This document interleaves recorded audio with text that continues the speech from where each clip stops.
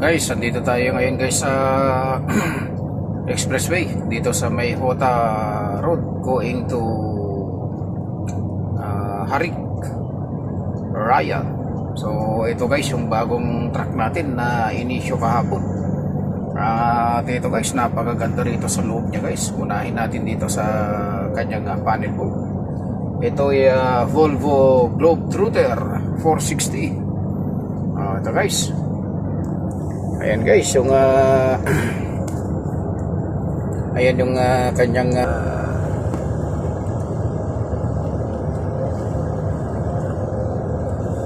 computer dito sa dashboard. Takbo natin ay 80 km per hour kasi 80 lang dito eh. At ito naman guys yung AdBlue. Yan yung ito AdBlue yan. Meron pang natira na 95% pa. Tapos ito naman yung sa hangin ng ng supply ng hangin. At ito naman yung sa Bluetooth na kumusta ka. Ito ang kilometer niya. Ang natakbo niya na guys ay 177 kilometer. At yung fuel na yung fuel diesel niya ito. Yan, puno. Ang naka-automatic tayo ng 12 gear. Ito yung cambio niya, kasi automatic. Saka kagandahan nito guys, itong kagandahan nitong Volvo nito na 460 Globetrotter, yung pagkaiba dun sa I-Shape, itong itong signal light at saka itong wiper, isa lang yung niya sa kaliwa, tapos ito sa kanan yung exhaust brake niya, yung engine brake. Ito guys, ito yung wiper, itong bilog na to, wiper yan. Tapos ito yung handle niya, ito yung signal light, diretso na ito, signal light yan. Signal light left and right. Tapos yung wiper shower niya, dito sa gilid, ito lang. Yan, wiper shower. Yan. Tapos ito naman yung exhaust brake niya. Ito, engine brake. Sa I-Shape, dalawa rito. Isang wiper at saka isang engine brake sa kanan. Doon sa I-Shape, yung hawak ko na yun na 1475. So, dito naman tayo dito sa Manibela. Parehas lang din sa I-Shape. Walang pinakaiba.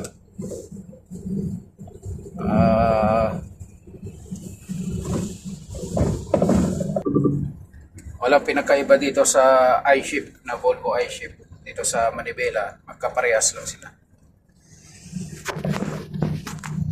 Ito naman, ito yung sa automatic na accelerator niya ito.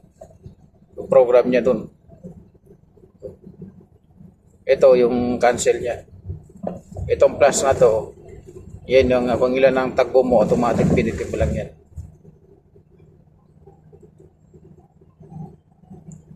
Ito naman yung ito yung mode niya. Ito naman sa kwanto, sa speaker. Ito yung low, ito yung high volume. Ito naman sa bandang kanan, ganun pa rin guys. Wala pa rin pagbago. Menu, cancel, okay, right, left. Tapos ito sa yung kumbaga pare yung tuning niya.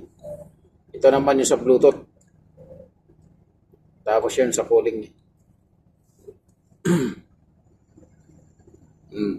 Tapos yung nito, yung dito sa panel board dito sa kanan, yung aircon niya. Yan yung aircon. Naka-settings na tayo ng 16. Malakas ang aircon guys. Ito yung car stereo.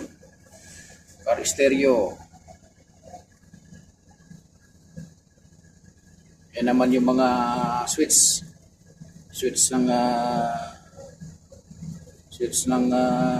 airbag.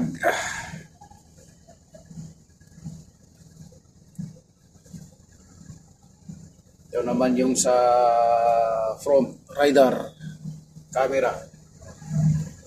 Yan yung front. Tapos yung dash.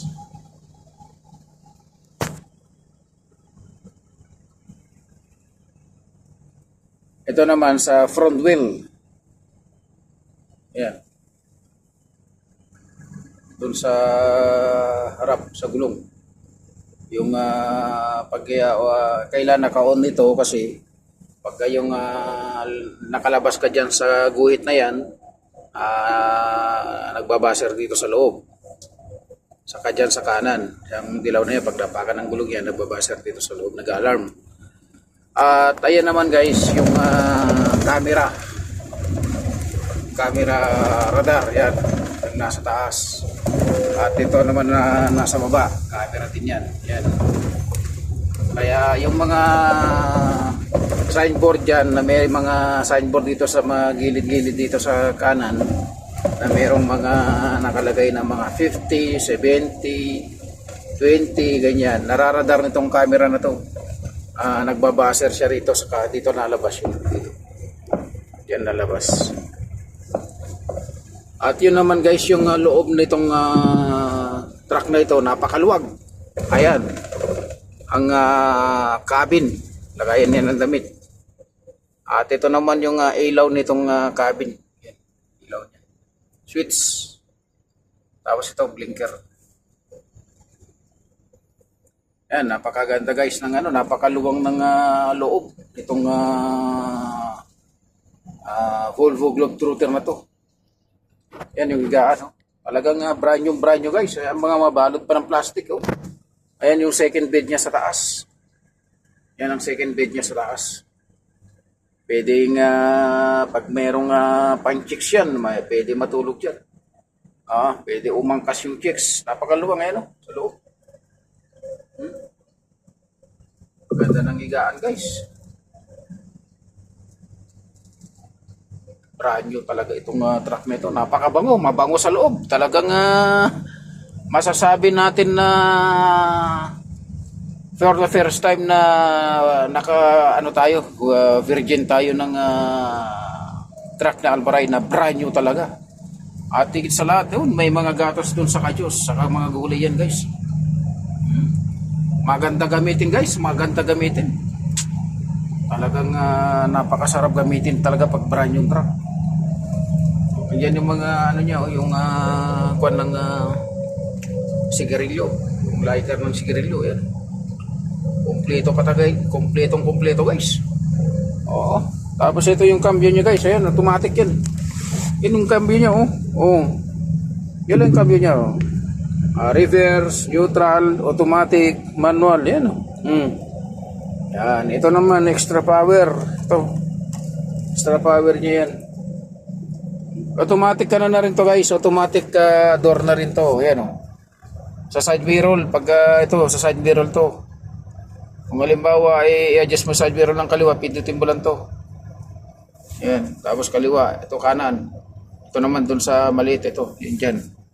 Yan, sa baba na yan. Ito, switch niyan. Tapos ito, yung malaking salamin na yan na side mirror, ito. Yan. Tapos ito na yung kung gusto mo itaas, baba, pihitin mo sa kanan, kaliwa, yan. Tapos ito yung up and down ng pintana ng salamin. Tapos ito naman yung lock nitong pintuan ito. Ito, lock. Tapos ito yung unlock. Kapagaganda guys itong gamitin. Suwabing-suwabe guys. Napaka-suwabing-suwabe guys gamitin itong Volvo na to. Talaga naman. Kahit na napakaganda ng truck, pangit naman yung driver guys. Kaya okay lang yan. At least nakahawak tayo ng brand new na truck talaga. Mapapasana all ka na lang. Napakalamig pa ng aircon. Ay, grabe, lamig ng aircon. Nag-yelo nga rito sa loob Sa sobrang lakas ng hangin, nag-yelo. Ayun lang guys. Maraming salamat sa inyong panunood sa aking upload na video. Thank you so much and God bless you all.